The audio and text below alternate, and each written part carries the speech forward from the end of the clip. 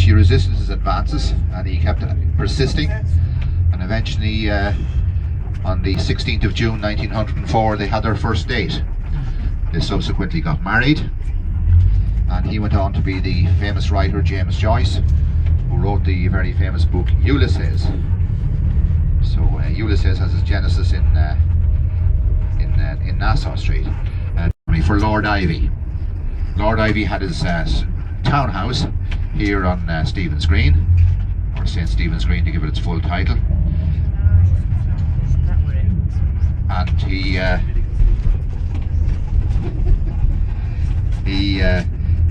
was his front garden. His actual house is now known as Ivy House, called after Lord Ivy. It's now the headquarters of the Irish Department of Foreign Affairs.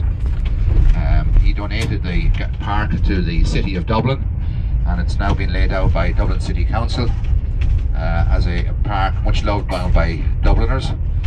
On summer's days you see all the office workers come out with their lunches and picnic on the lovely grassy areas, and indeed beside the ponds. Lots of wildlife in there as well too. Wildlife on the water as well as on the lawn. We're now in the heart of Georgian Dublin, so called because it was built in the reign of the four Georges, George the First to the Fourth, and it's a particular style of architecture. If you look at them, the houses, they're consistently same design, 4-story over basement, with wonderful arched doors with an arch light on top. These houses were all built for wealthy merchants and wealthy landowners, bearing in mind that Dublin was the second city of the British Empire, and Dublin was the place to be in, other than London, in Georgian times. Of course, when the Parliament in Dublin was amalgamated with that of Westminster, Dublin lost its cachet. These houses, if you were familiar with the film Mary Poppins, the family in the film Mary Poppins was based on a Georgian house. Typically the basement was the working area of the house, where the kitchens were located, where the staff did their work. On the ground floor you would have had the reception rooms, the reception area. The family would have lived on the next 2 floors. They would have had their private sitting rooms and their bedrooms. And then the top floor, if you look, the smaller windows were all for the servants' quarters, where the servants stayed. Oh, Jesus. Now the servants didn't need big windows because they weren't in their rooms during the day. They were down in the basement working, so that was why they had the smaller windows. Most of these houses nowadays are occupied by commercial people.